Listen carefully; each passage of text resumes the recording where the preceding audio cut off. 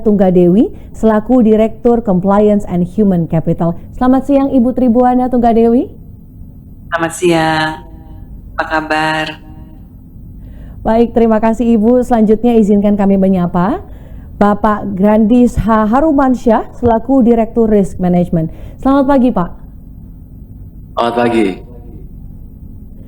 Mohon maaf, selamat siang. Mohon maaf Bapak. Dan kemudian selanjutnya izinkan kami menyapa Bapak Rizky Budinanda selaku Head of Investor Relations. Selamat siang Pak Rizky Budinanda. Selamat siang juga Ibu Kesha. Namun tetap semangat pagi Bapak Ibu manajemen. Dan baik, selama acara berlangsung Bapak Ibu peserta, jika ada pertanyaan kami persilahkan Bapak Ibu peserta untuk dapat menyampaikan pertanyaan melalui fitur Q&A yang tersedia di layar Zoom dengan menyertakan nama dan asal penanya. Yang selanjutnya akan kami bacakan pada sesi tanya jawab pada setelah pemaparan dari perseroan. Dan langsung saja kita akan menyaksikan pemaparan dari perseroan. Untuk itu kepada Bapak dan Ibu manajemen kami persilahkan.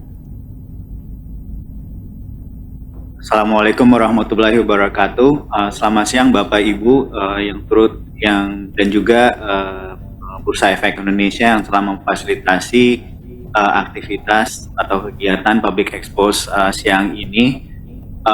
Ini merupakan kali ketiga buat Bank Syariah Indonesia untuk ikut atau menghadiri acara yang diselenggarakan oleh Bursa Efek Indonesia. Mungkin sedikit gambaran mengenai Bank Syariah Indonesia, di mana selama 2,5 tahun perjalanan kami, baik setelah operational merger maupun legal merger secara financial sampai dengan kuartal ketiga tahun 2023, kami berhasil memberikan pertumbuhan yang positif, baik dari sisi aset maupun kualitas dan juga profitabilitas. Selain itu juga kami turut aktif dalam pengembangan pasar modal di Indonesia, di mana tahun lalu dari sisi pasar ekuitas atau saham kami telah menyelesaikan salah satu penggalangan dana melalui right issue, di mana kami berhasil mendapatkan 5 triliun. Dan hal ini memberikan hasil yang positif bagi BSI, di mana capital adequacy ratio kita sehubungan dengan tambahan modal 5 triliun ini jauh melebihi dari yang ketentuan yang berlaku, dan per September kemarin jauh di atas levelnya di atas 20%. Selain itu di tahun ini juga untuk di pasar hutang kita juga cukup aktif berpartisipasi, dan juga untuk meningkatkan partisipasi aktif kami di surat utang, terutama dalam penerbitan EBA Syariah SP, kita namakan seperti itu, yang bekerja sama dengan SMF. Tentunya di kemudian hari dan di kedepannya kita akan tetap terus berinovasi dan juga akan terus turut aktif dalam membangun atau memajukan pasar modal di Indonesia. Nah, hari ini saya ditemani oleh Ibu Dewi sebagai selaku Direktur Compliance dan Human Capital. Beliau akan memaparkan sedikit overview mengenai bagaimana BSI berkontribusi kepada UMKM dan juga pembiayaan berkelanjutan. Dan di samping Bu Dewi ada Pak Grandis sebagai Direktur Risk dan Management. Beliau akan memaparkan pertumbuhan kinerja BSI berserta segmen sebagai fokus pada fokus sepanjang 2,5 tahun terakhir, dan juga memberikan overview mengenai kualitas aset yang terus memberikan pertumbuhan yang positif. Untuk mempersingkat waktu, saya persilakan pada Pak Grandis untuk memberikan pemaparannya. Baik Pak Rizky, terima kasih. Bismillahirrahmanirrahim. Bapak Ibu peserta Public Expose Live yang kami hormati, sedikit melanjutkan cerita tadi yang sudah disampaikan oleh Pak Rizky, bahwa seperti terlihat di left hand chart yang ada di shading berwarna gelap di depan, dapat kami sampaikan bahwa berdasarkan survei internal yang kami lakukan Bapak Ibu, terdapat 45% nasabah atau masyarakat Indonesia yang memiliki keinginan untuk dilayani oleh perbankan syariah. Jadi yang shadingnya berwarna gelap. Nah, hal ini menjadi modal bagi BSI untuk terus melakukan penetrasi, untuk terus memasuki market perbankan di Indonesia. Di BSI kami memiliki pemahaman bahwa kebutuhan manusia tidak hanya sebatas financial aspects, bagaimana ditunjukkan di segitiga kanan, tapi juga ada kebutuhan untuk mendapatkan spiritual dan juga sosial. Sehingga kami BSI berusaha untuk memenuhi semua kebutuhan tersebut dengan menyediakan solusi perbankan yang sesuai dengan keinginan dari nasabah kami. Selanjutnya, dari sisi perkembangan BSI selama 2,5 tahun ini tentunya juga didukung dengan perkembangan infrastruktur yang memadai. Semenjak merger, kami menyadari bahwa skala bisnis merupakan modal penting untuk melayani nasabah kami. Kami sampaikan bahwa selama 2,5 tahun ini BSI telah menutup lebih dari 200 cabang di seluruh Indonesia. Hal ini semata-mata kami lakukan dengan pertimbangan adanya ketidakefisienan yang mengharuskan kami untuk merelokasi cabang-cabang ex-legacy yang letaknya berdekatan satu dengan yang lainnya. Jadi secara paralel kami juga merancang dan juga memberikan panduan merancang kembali bisnis model dari cabang-cabang kami serta memberikan konsep bisnis yang sesuai untuk setiap cabang agar mereka dapat beroperasi secara lebih menguntungkan. Dari tabel ini kita lihat Bapak Ibu, dari sisi jumlah cabang, BSI berada di nomor 5 di antara peers perbankan terkait dengan jumlah cabang. Sedangkan apabila kita lihat dari sisi perbankan syariah, maka BSI adalah satu-satunya bank syariah yang mempunyai cabang lebih dari 1.000, lebih tepatnya 1.031 kantor cabang di seluruh Indonesia. Selain dari jumlah cabang dan jaringan kantor, kami tentu juga didukung dengan kekuatan dari modal kami yang saat ini sudah berada lebih di atas 35 triliun. Tentunya hal ini memberikan kapasitas pembiayaan yang mencukupi bagi kami untuk memenuhi kebutuhan para nasabah-nasabah Bank Syariah Indonesia. Kemudian terkait dengan pertumbuhan nasabah, slide selanjutnya, kami sampaikan bahwa kami bersyukur dengan adanya merger ini memberikan skala bisnis yang lebih besar dan juga jaringan yang luas bagi BSI, sehingga akses kami untuk melayani nasabah juga semakin luas. Secara rata-rata di tabel sebelah kanan dapat kita lihat bahwa pertumbuhan nasabah per bulan untuk Januari sampai dengan September 2023 average kami mencatatkan 161.000 nasabah per bulan onboarded di dalam portofolio BSI compared to pertumbuhan average rata-rata di 2022 yaitu 153.000. Jadi cukup memberikan peningkatan yang membuat kami berbesar hati bahwa akseptasi BSI di masyarakat semakin baik. Secara total, Bapak Ibu peserta Pubex Live yang kami hormati, dalam 2,5 tahun ini BSI telah memiliki hampir kelolaan 20 juta nasabah, di mana hal ini sebagaimana ditunjukkan di dalam tabel sebelah kiri menempatkan kami dalam kelompok yang sama dengan beberapa peers perbankan yang sudah lebih dahulu beroperasi yang memiliki nasabah di atas 20 juta orang. Next.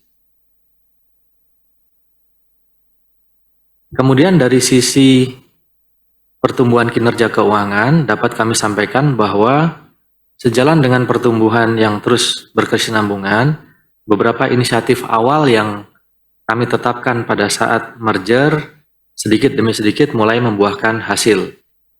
Yang pertama dari sisi cost of fund dapat kami sampaikan bahwa cost of fund kami yang cukup rendah merupakan enabler bagi kami untuk berkompetisi dengan 2,5 tahun ini, sebagaimana ditunjukkan di dalam tabel di sebelah kiri bawah, lower hand chart, left, kami berhasil menurunkan cost of fund dari 3,4 menjadi 2,05 di posisi September 2023. Meskipun penurunan ini terjadi di antara berbagai tantangan yang terjadi, antara lain kenaikan reference rate, kemudian juga adanya likuiditas yang cukup ketat di industri perbankan saat ini.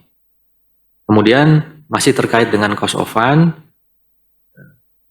dengan cost of fund yang relatif rendah, kami memiliki keleluasaan dalam melakukan penyeleksian untuk penyaluran pembiayaan.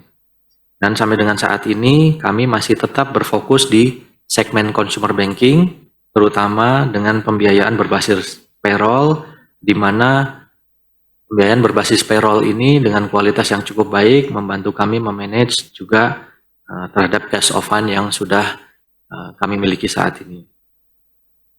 Kemudian yang kedua, dari sisi kinerja dapat kami sampaikan bahwa terkait cost income ratio, kami mengakui masih terdapat room for improvement yang harus kami upayakan agar BSI semakin efisien ke depannya. Meskipun dari sisi chart, sebagaimana ditunjukkan di lower right hand chart, mohon maaf kembali ke yang tadi, nah ini, adanya downward trend dari sisi CIR, tetapi hal ini kami rasa masih bisa lebih ditingkatkan lagi ke depan. Kemudian poin yang ketiga di slide ini terkait dengan pertumbuhan aset, dapat terus kami jaga kualitasnya disertai dengan cost management yang terus terukur. Sehingga alhamdulillah sepanjang tahun ini sampai dengan posisi September 2023, laba bersih BSI kami telah berhasil mencatatkan posisi yang hampir melampaui laba yang kami catatkan full year di 2022. Atau secara year on year, kami catatkan pertumbuhan laba kurang lebih sekitar 31%. Apabila ditinjau dari pertumbuhan aset di slide berikutnya, kemudian juga pertumbuhan pembiayaan dan juga pertumbuhan DPK, maka sepanjang tahun ini overall kami masih membukukan pertumbuhan yang positif. 2 poin di sini, aset kami tumbuh 14% year on year, sementara pembiayaan atau pinjaman yang kami salurkan tumbuh 16%. Ini merupakan pencapaian yang relatif baik apabila kita bandingkan dengan kinerja peers sektor perbankan yang ada di Indonesia. Kemudian poin kedua dari slide ini dari sisi liabilities juga menunjukkan peningkatan sebesar 7% year on year, di mana driver utama pertumbuhan ini alhamdulillah merupakan pertumbuhan tabungan yang tumbuh sebesar 5%. Sehingga dengan cost structure seperti ini dapat menunjukkan bahwa BSI bertumbuh dengan sehat. Kemudian di slide berikutnya, apabila kita bandingkan dengan industri perbankan nasional dengan angka-angka parameter yang kita dapatkan di posisi Juni, dengan kinerja yang kami paparkan sebelumnya, tentunya ini merupakan refleksi dari performa BSI di industri. Beberapa parameter yang ditunjukkan di sini antara lain Bapak Ibu peserta Pubex yang kami hormati. Yang pertama, posisi Juni dibandingkan dengan average perbankan, aset kami tumbuh sebesar 13,08%, di mana industri posisi Juni sebesar 7,21%. Begitupun dengan pembiayaan kami tumbuh 16%, sedangkan industri berada di angka 7,76%.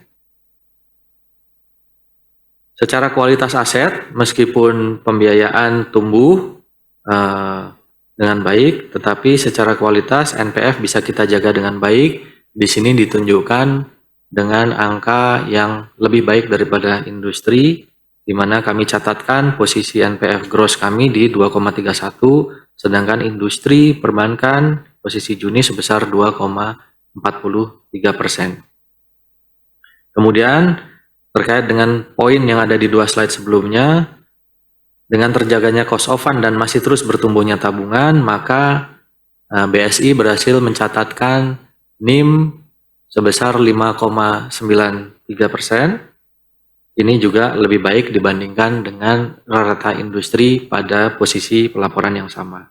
Dari sisi ROI pun, BSI juga mencatatkan angka yang lebih baik dibandingkan rata-rata industri, yaitu kami berada di angka 17,2%. Kalau kita melihat dari sisi industri perbankan sebagaimana di sini, kita juga perlu melihat perbandingan apabila BSI dibandingkan dengan industri perbankan syariah. Di slide berikutnya, kita melihat bahwa apabila dibandingkan dengan industri perbankan syariah, secara umum kami memang mencatatkan LDR atau Financing to Deposit Ratio yang lebih tinggi dengan perbankan syariah, namun ROE yang bisa kita catatkan atau yang kita salurkan memberikan return yang juga lebih baik. Sementara biaya operasional dan juga NPF dapat kita jaga serupa dengan industri atau bahkan lebih baik. Bapak Ibu, peserta Pubex yang kami hormati, ketika BSI kita bandingkan dengan top 10 perbankan yang ada di Indonesia, strategi pertumbuhan kami, bisa di slide-nya next. Oke. Jadi ini kami langsung masuk kepada segmen konsumer yang menjadi fokus utama pertumbuhan. Nah, dari sini Bapak Ibu dapat kami sampaikan bahwa sebagaimana kami highlight di 3 slide yang sebelumnya, konsumer memang masih menjadi fokus kami sejak BSI dilakukan merger 2,5 tahun yang lalu. Nah, kita bisa melihat bahwa dari segmen konsumer saat ini kami melihat hasilnya dari fokus pertumbuhan kami tersebut, pertumbuhan kita catatkan sebesar 17,59% year on year dengan proporsi pembiayaan yang mencapai 55%. Apabila dibandingkan dengan segmen lain, tentu segmen consumer ini memberikan yield yang lebih sehat dan juga kualitas yang lebih baik. Kalau kita menggunakan proxy COC, maka consumer kami catatkan posisi September 2023 COC-nya kurang dari 1%. Sedangkan dari sisi wholesale, dengan kelebihan yang kami miliki atas cost of fund yang cukup baik, sebagaimana kami sampaikan sebelumnya, maka hal tersebut juga mengenable atau memampukan kami untuk bersaing dengan perbankan lainnya dalam rangka penyaluran pembiayaan ke segmen wholesale. Selain itu, pembiayaan segmen wholesale ini juga bertujuan untuk mendapatkan selain nasabah yang baik, tentu juga kami harapkan adanya cross-selling dengan produk-produk consumer, sehingga secara blended yield yang kami dapatkan akan bisa semakin lebih baik. Selain itu, sepanjang 2023 dan juga sepanjang merger, pertumbuhan wholesale diiringi dengan penerapan risk management yang juga tepat, kami dapat menjaga kualitas dari new booking di segmen wholesale mempunyai NPF yang baik. Kemudian dari sisi aset selanjutnya, dapat kami sampaikan bahwa untuk meningkatkan kualitas aset, apabila kita bandingkan antara aset onwards atau aset yang dibuku selama pasca merger dibandingkan dengan aset-aset legacy, maka dapat terlihat bahwa semakin besar proporsi dari aset-aset pasca merger. Pembiayaan dari entitas yang kita onboard atau kami underwrite pasca merger makin mendominasi dengan kualitas pembiayaan yang juga baik tercermin dari angka NPF dan juga dari COC.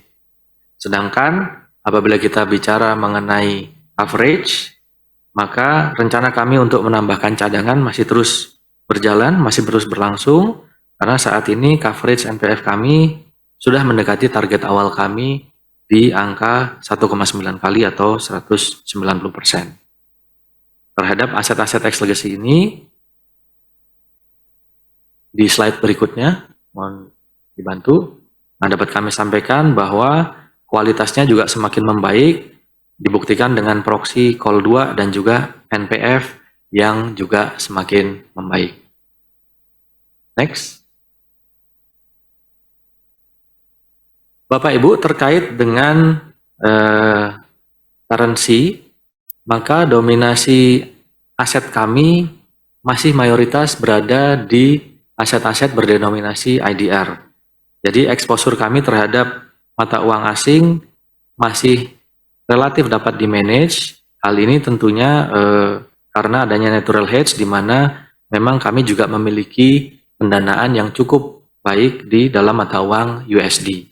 Jadi perlu juga di-note bahwa posisi di September 2023, total pembiayaan yang kami salurkan dalam denominasi USD hanya mencakup kurang lebih sekitar 1,74%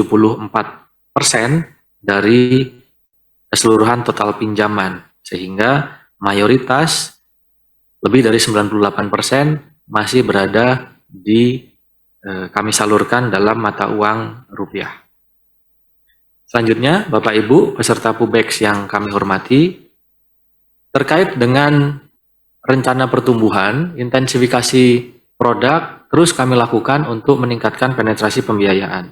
Jadi dalam slide ini kami tampilkan mengenai customer composition kami, demografinya, kemudian financing penetration, serta perbandingan terhadap produk holding dan juga posisi portofolio dari nasabah yang berusia produktif.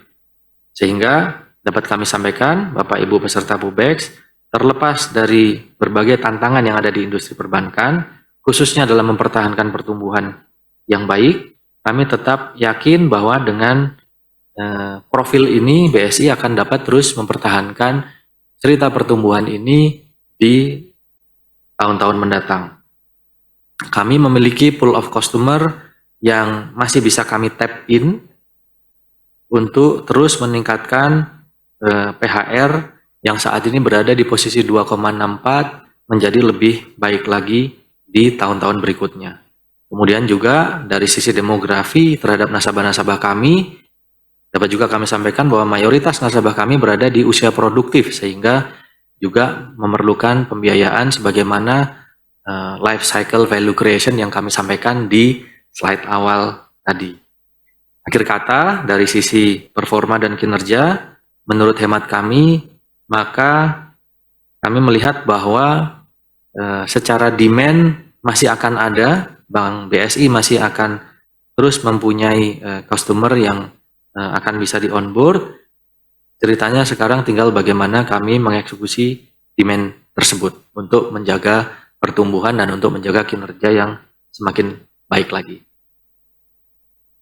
Untuk pemaparan selanjutnya, Bapak Ibu peserta PUBEX Live yang kami hormati mengenai pembiayaan berkelanjutan akan disampaikan oleh Ibu Tribuana Tunggadewi. Terima kasih. Baik, makasih Pak Grandis. Bismillahirrahmanirrahim. Assalamualaikum warahmatullahi wabarakatuh. Bapak Ibu peserta Public Expose yang kami hormati, melanjutkan pemaparan yang disampaikan oleh Pak Grandis terkait dengan pertumbuhan UMKM di Indonesia, bahwa BSI terus mendukung pertumbuhan UMKM di Indonesia untuk mendorong pertumbuhan ekonomi yang lebih baik.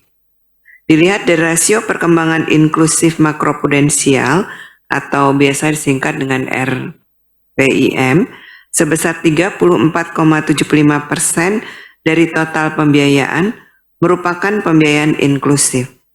Selain itu, BSI juga membangun UMKM Center yang berada di jaringan, yakni di Aceh, Yogyakarta, dan Surabaya dengan total 2.526 nasabah binaan. Selanjutnya,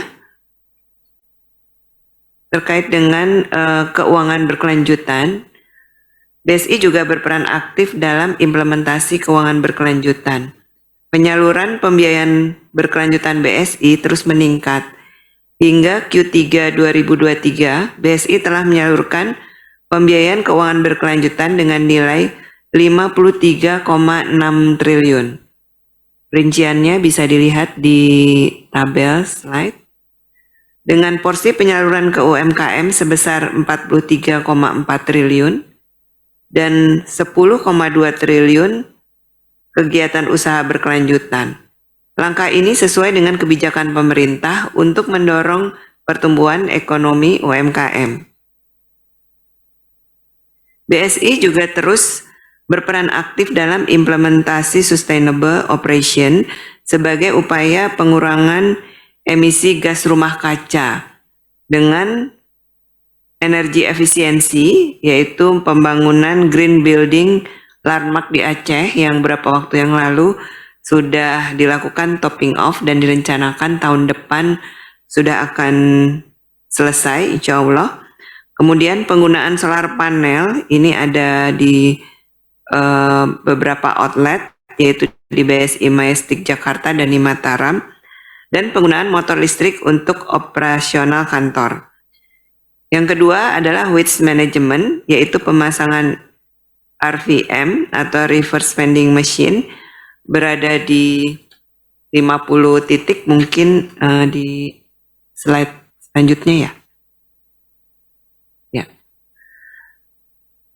Ada pemasangan mesin reverse vending machine itu di 50 titik, dan dari 50 titik itu sebanyak 17,2 ton sampah plastik telah didaur ulang yang mampu mengurangi jejak karbon sebesar 63,4 ton CO2. Kemudian yang ketiga adalah reduction of paper use, yaitu mengurangi penggunaan kertas dan ATK karena kita melakukan komunikasi secara digital. Slide selanjutnya terkait dengan penyaluran dana CSR. BSI telah menyalurkan dana CSR sebesar 177,5 miliar hingga September 2023 yang terbagi dalam 4 program, di mana program yang pertama adalah sosioekonomi. BSI dengan membangun program desa binaan, desa BSI sebanyak 15 desa yang tersebar di 10 provinsi dengan total penerima manfaat sebanyak 3.066 orang. Kemudian program UMKM binaan sebanyak 819 orang. Sehingga total penyaluran untuk sosioekonomik ini ada sebesar 21,3 miliar. Sedangkan di bidang spiritual berupa penyediaan sarana ibadah masjid dan musola serta mobil musola dengan total penyaluran sebesar 37,9 miliar. Sedangkan dalam pengembangan people, BSI melaksanakan program beasiswa berprestasi dengan dari tingkat sekolah dasar hingga perguruan tinggi dengan total penerima manfaat sebesar 4.913 orang dan bantuan kesehatan masyarakat dan mobil ambulans. Sehingga total penyaluran untuk program people adalah sebanyak 57,6 miliar. Kemudian di bidang charity and environment ada santunan kepada 2.222 anak yatim, program BSI Sustainable Movement, dan juga program gotong royong pohon BUMN sebanyak 3.000 pohon, total penyaluran 60,7 miliar. Selanjutnya adalah mengenai pengakuan dari berbagai pihak atas dedikasi dan kinerja BSI. Alhamdulillah hingga November 2023 BSI telah menerima 107 penghargaan, dan diantaranya adalah GIFA Market Leadership Award 2023 dari Global Islamic Finance Award 2023, kemudian the best of the best Islamic Financial Performance Islamic Commercial Banking in 2022 dari Infobank Syariah Award, kemudian Indonesian Customer Experience of the Year dari Asian Experience Award 2023, kemudian juga ada Excellent Financial Performance Islamic Commercial Bank in 2022 KBMI 3 dari Infobank Syariah Award. Demikian pemaparan kami. Selanjutnya kami kembalikan ke Bapak Rizky. Terima kasih. Terima kasih Pak Grandis dan Bu Dewi atas pemaparannya. Saat ini kita kembalikan lagi ke Bu Kezia ya untuk sesi berikutnya. Baik, terima kasih Bapak dan Ibu Manajemen. Kami ucapkan terima kasih atas pemaparan yang telah diberikan, dan Bapak dan Ibu, kita akan memasuki sesi tanya jawab. Kami telah melihat ada beberapa pertanyaan yang masuk, akan kami coba bacakan. Dari yang pertama, dari Bapak atau Ibu Abdal Syafei. Ada 2 pertanyaan Bapak Ibu Manajemen. Yang pertama, sudah sejauh mana progres proyek Super Apps BSI dan kapan akan dirilis? Dan pertanyaan yang kedua, sudah sejauh mana progres BSI yang akan menggandeng investor strategis yang akan menggantikan BNI dan BRI di susunan pemegang saham perseroan? Dan seperti apa karakteristik investor strategis yang diinginkan BSI untuk menjadikan BSI sebagai top 8 syariah banking in the world? Kami persilahkan untuk pertanyaan ini kepada Bapak dan Ibu Manajemen.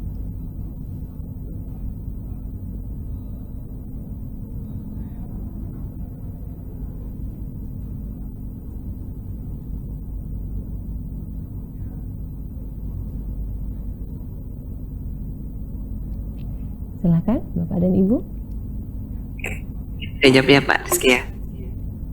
Untuk progres Super Apps memang sekarang masih dalam proses persiapan, sehingga baru direncanakan akan di launching di tahun depan, dan juga masih juga dalam proses perizinannya juga di otoritas ya.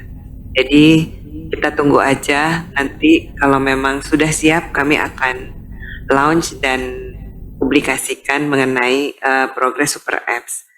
Sedangkan pertanyaan yang kedua, investor mana yang menggantikan, ini BNI dan BRI sebenarnya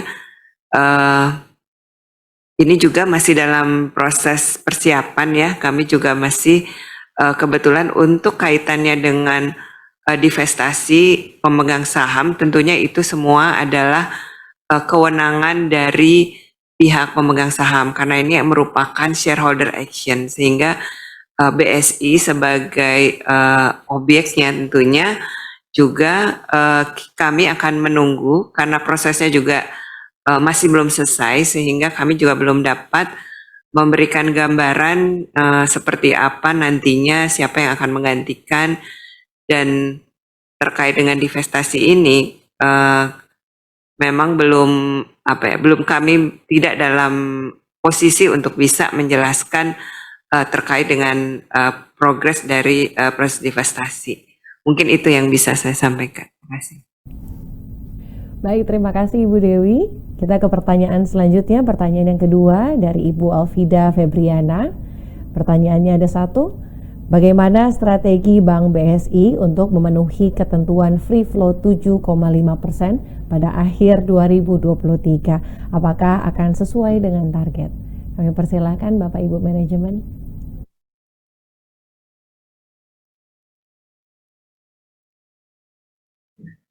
Terima kasih Bu Elfida pertanyaannya. Jadi memang untuk ketentuan free float minimum 7,5% ini alhamdulillah kita udah mencapai ya. Kalau misal dilihat dari komposisi pemegang saham saat ini, untuk yang free float sekarang kita udah hampir mencapai 10%.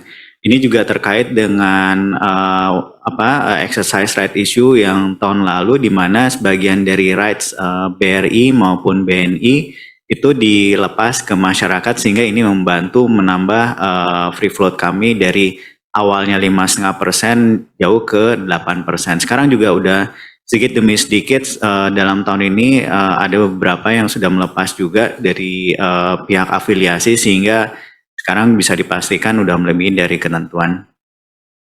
Begitu Bu jawabannya, terima kasih. Baik, terima kasih Pak Rizky. Kita pertanyaan selanjutnya. Pertanyaan ini anonimus, tidak menyebutkan nama dan asal.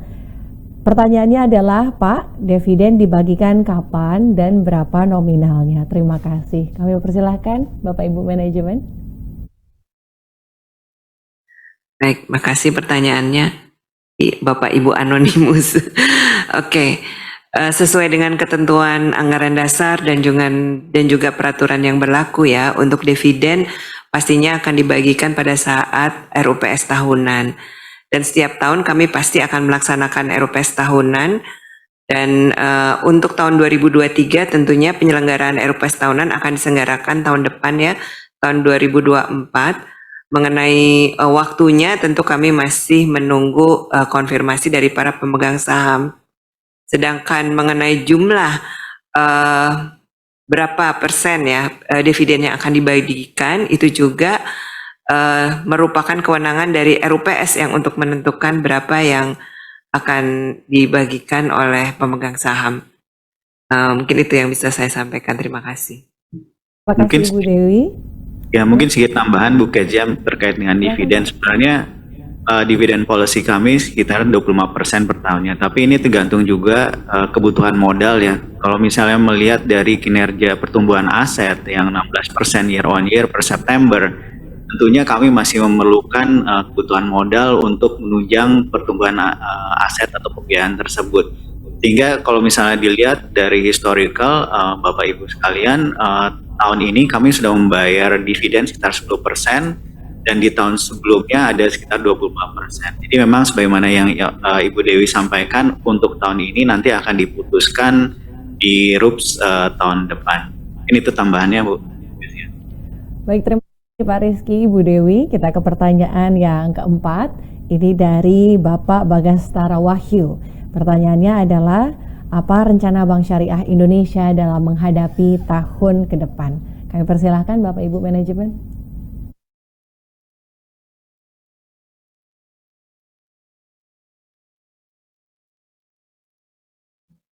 Baik, makasih Pak Bagas. Jadi memang sebagaimana yang disampaikan Pak Grandi sebelumnya, memang ada 3 segmentasi di buku kami saat ini. Jadi kalau misalnya lihat dari loan mix, jadi memang masih di majority, masih di bagian consumer, dan dari sisi consumer itu tentu ada beberapa produk yang tentunya jadi backbone pertumbuhan kami ke depannya.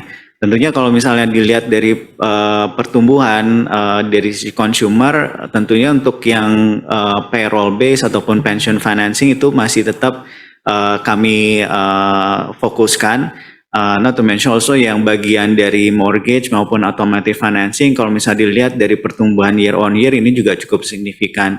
Dan lainnya adalah yang menarik lagi yang mungkin di bank konvensional tidak bisa diberikan adalah atau ditawarkan adalah pembiayaan emas. Jadi kalau misalnya dilihat di sini juga makin bertumbuh, mungkin ini juga salah satu driver kami ke depannya untuk menjaga pertumbuhan. Untuk sisi wholesale tentunya ini akan kita akan kita lihat juga. Tentunya kalau misalnya untuk sisi wholesale baik di corporate maupun komersial, kita harapkan akan ada sinergi ataupun cross selling ya dengan produk consumer, sehingga dengan balance sheet ataupun pembiayaan yang kita berikan ke nasabah consumer akan memberikan juga akses buat kami memberikan layanan kepada pegawai di korporasi maupun segmen komersial tersebut. Mungkin itu tahap kalau misalnya dilihat dari penetrasi consumer kita, kalau misalnya tadi di slide kan ada penetrasi nasabah kami masih 6%. Jadi kalau misalnya dibandingkan dengan perbankan lainnya yang mungkin untuk mendapatkan consumer itu agak sedikit challenging, namun kami memiliki cukup banyak nasabah, jadi dari sekitar 19 atau close to 20 million customers baru diberikan pembiayaan sekitar 6%. Jadi sangat possible atau memungkinkan buat BSI untuk penetrasi ke nasabah yang kami belum tap atau misalnya belum dipenetrasi. Mungkin itu Bu jawabannya. Terima kasih Pak Rizky, juga terima kasih kepada Ibu Dewi sedikit dan Pak Keisha. Silakan Pak. Untuk tadi jawabannya dari Pak Rizky. Jadi memang ada 2 besaran. Yang pertama untuk pembiayaan konsumer, seperti saya sampaikan tadi, masih akan tetap menjadi driver utama pertumbuhan dari BSI. Tadi ada slide di mana PHR atau product holding ratio tadi nasabah-nasabah konsumer kami ketika kita menggunakan proxy nasabah payroll masih berada di angka 2,64. Nah, itu adalah room yang masih bisa kita tingkatkan ke depan.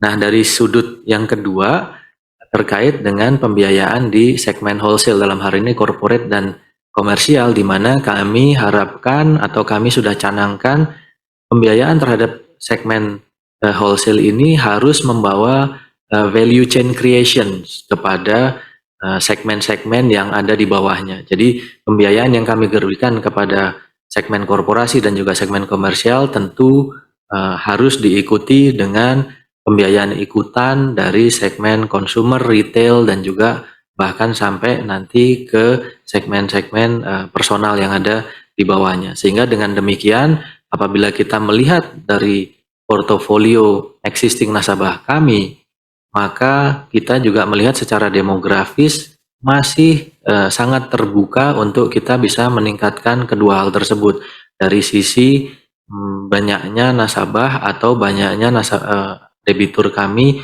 yang berada di usia produktif. Saya rasa dari situ demand ada, seperti saya sampaikan tadi, tergantung bagaimana kita mengeksekusi dan juga strategi kita untuk bisa membuat blended income kita menjadi lebih baik lagi. Terima kasih.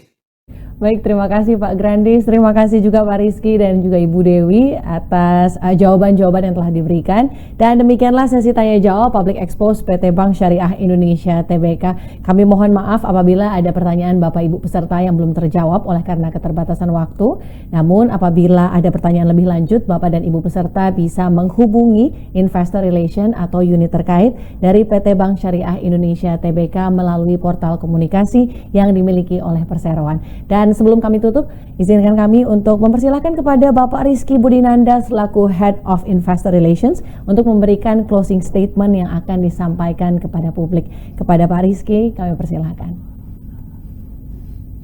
Terima kasih Bu Kezia atas kesempatan diberikan kepada BSI dan juga Bursa Efek Indonesia. Jadi memang kalau misalnya dilihat dari kinerja kami yang 2,5 tahun ini baru dilihat sebagai permulaan. Perjalanan masih panjang dan banyak prospek maupun kesempatan baik dari internal maupun eksternal yang kami bisa garap, sehingga tentunya akan memberikan value added baik dari sisi pemegang saham maupun bagi nasabah kami. Mungkin gitu aja tambahan dari saya. Terima kasih. Closing statement yang telah diberikan, mari kita beri aplaus kepada para penyaji dari Perseroan secara virtual.